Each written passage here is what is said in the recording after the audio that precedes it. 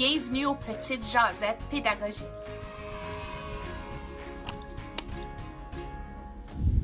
Mais bonjour Mélanie! Bonjour Mélanie!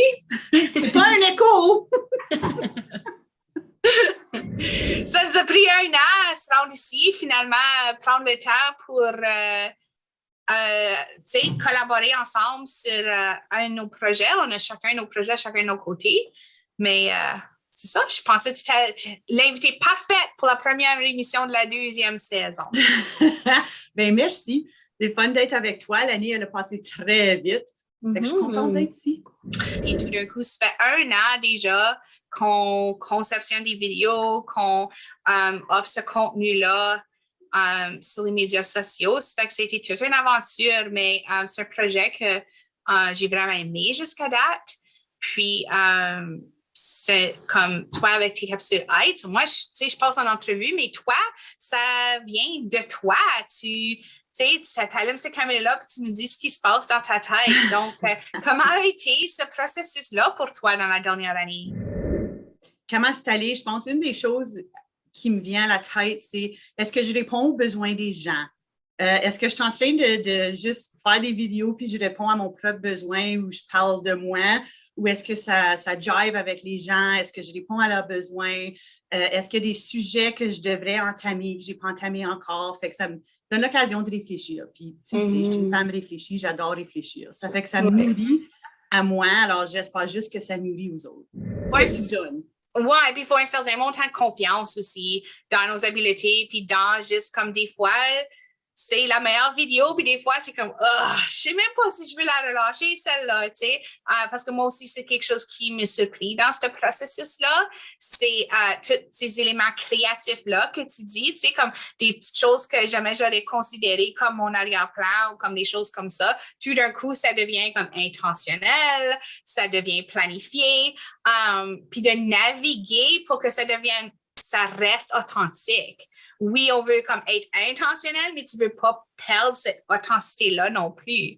Ça, c'est tout comme quelque chose à naviguer dans ce processus créatif-là. Mais c'était une belle année. J'ai appris à connaître bien du monde. Les entrevues, je l'ai tellement appris. Qui est aussi quelque chose qui m'a surpris. Ça fait que j'ai hâte de voir qu'est-ce que la 2e année, là qu'on a comme commencé à tweaker ces petites choses-là, je me demande qu'est-ce qu'on va apprendre dans saison 2? Ben, quand tu parles, Mélanie, ma tête, elle a tout de suite été à la zone de confort. Moi, je ne suis pas une grande partageuse sur les médias sociaux à mon compte personnel. Je n'en partage pas beaucoup. Fait que partager dans mon compte professionnel à tous les semaines à mon sujet, c'était vraiment hors de ma zone de confort. Mais je savais, c'est là où la croissance arrive. Maintenant, une année passée, je suis un peu habituée, c'est dans ma zone de confort maintenant, elle élargie. Fait que je me dis, l'année prochaine, je vais continuer à relâcher des vidéos, mais qu'est-ce que je peux faire pour encore une fois aller hors de ma zone de confort dans ces vidéos-là pour continuer à croître en tant qu'individu? C'est ça, hein? Comme si je retourne, puis l'autre jour, je l'ai fait, je suis retournée à la première Josette, puis tu réalises pas à quel point tu as appris, tu es sorti de ta zone de confort, tu as évolué jusqu'à temps que tu fais ce retour-là. Ça fait que c'est ça, c'est de continuer à rester dans cette zone d'apprentissage-là, hein, parce qu'on reste dans notre zone d'apprentissage, notre zone de confort, on n'apprend pas. Ça fait le fun, comme c'est vraiment plaisant de juste relâcher ça, puis ça donne une bonne pratique de lâcher prise, ça donne une bonne pratique de vivre à l'intérieur de soi sans aller chercher des autres ce que tu as besoin. Ça donne comme, c'est vraiment incroyable les apprentissages que j'ai eus de ma propre personne en faisant des petites choses comme ça. Même au point où ce que j'ai pensé, tu sais, wow, quelle bonne façon de faire un journal. Il y a des gens qui n'aiment pas écrire, ils n'aiment pas. C'est évident que pas tout le monde veut relâcher en médias sociaux, mais tu as toujours l'option de choisir seulement moi.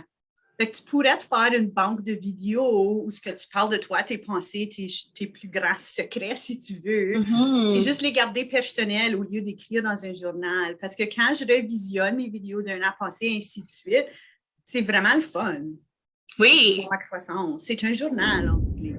Une chose que moi, je peux voir qui va peut-être être différent pour la saison 2, c'est qu'on est dans une grosse crise dans le domaine. Tu sais, ça change-tu un peu la façon dont tu vas aborder des sujets quand on parle d'un domaine en crise? Comme, je sais pas, c'est quoi tes pensées là-dessus? Je pense que c'est un couteau à double tranche.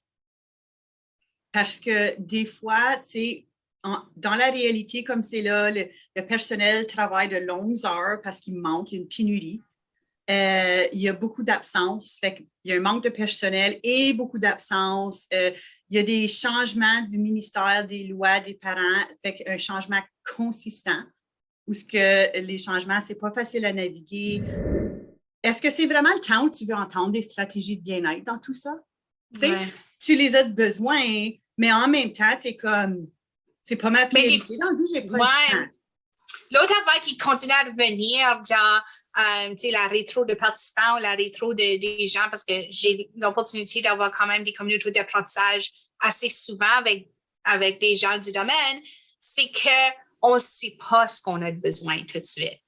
On sait qu'on est en crise, on sait qu'il y a des problèmes, on sait que ça ne va pas, mais on ne sait pas qu'est-ce qu'on a de besoin. Mais quand tu sais ce que tu ne sais pas, c'est là où le changement peut commencer. Parce que quand tu ne sais pas ce que tu ne sais pas, ça, c'est entièrement différent. Mais quand tu sais ce que tu ne sais pas, c'est là où tu peux commencer à bouger un peu. Puis je pense qu'avec les habitudes saines de vie, c'est à deux volets. Il y a les habitudes non négociables. Boire de l'eau. C'est la science, ton corps a besoin de l'eau, c'est une continuité, c'est non négociable. Mais là, il y a les habitudes saines négociables. Est-ce que tu marches à tous les jours pour 10 minutes ou 1 heure? Quel genre d'exercice fais-tu? Est-ce que tu fais de la méditation? Est-ce que tu respires? Est-ce que ça devient vraiment overwhelming? Tu ne sais pas où te lancer dans tout ça. Fait que le plus j'y pense, le plus je me dis, ce que tu fais a moins d'importance que la consistance que tu y mets et l'autocompassion que tu te portes. Fait qu'au lieu de dire, je vais marcher pour 1 heure à tous les jours, ben, je vais marcher 10 minutes 3 fois semaine. Tu peux être consistante, c'est court, tu peux être fière de toi-même. S'il y a une journée que tu ne marches pas, tu peux te donner de l'autocompassion. Fait il y a beaucoup de variables dans les habitudes saines, puis c'est vraiment d'apprendre à te connaître. C'est moins ce que je fais, puis plus ce que je pense. Comme moi, pour 2022, là, c'est vraiment d'analyser c'est quoi mes pensées, puis c'est quoi les pensées qui ne me servent pas, qui sont en train d'endommager les bonnes habitudes que j'ai, ou les bonnes, tu sais, tu fais comme de réévaluer tes pensées, puis comme, c'est pas que tu n'as pas été pour ta marche, c'est comment tu penses à le fait que tu n'es pas allé pour ta marche. Est-ce que tu es en train de dire, je suis bonne à rien, je suis pas allée pour ma marche, tu es paresseuse, tu es ci, tu es ça. Ça, c'est bien plus endommageant que le fait de ne pas avoir été pour ta marche. C'est là où vient le volet autocompassion. Puis ça me ramène à une grosse partie de prendre soin de toi, c'est d'apprendre à te connaître. Parce que tu ne vas pas être capable de prendre soin de toi adéquatement si tu ne sais pas ce que tu as besoin. Puis je pense que pour ramener ça au domaine, je pense que notre domaine est dans cette période de découverte-là, où ce qu'ils se disent, on sait qu'il y a des gros problèmes, on sait qu'est-ce qui ne va pas, mais je ne sais pas ce que j'ai besoin pour aller mieux.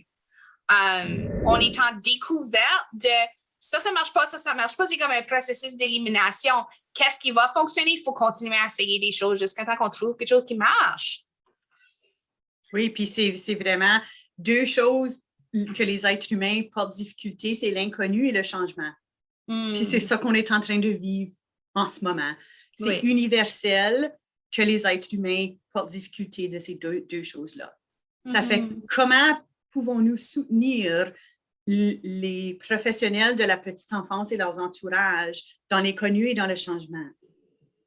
Pendant que moi, je suis en train de vivre l'inconnu de le changement. Alors, je pense qu'un grand volet aussi, c'est la valorisation de la profession. Non seulement est-ce qu'on vit l'inconnu, le changement, on a une pénurie, mais il manque une valorisation dans la profession de la petite enfance. Fait qu'il faut valoriser la petite enfance, mais c'est-tu le temps de le faire en ce moment? Oui, parce qu'on a besoin, mais non, parce qu'on est en train d'en vivre trop. C'est fort intéressant. On se lance dans une deuxième année. J'ai hâte. Puis, cheers, notre première jasette ensemble, mais pas notre dernière, hein? Canto.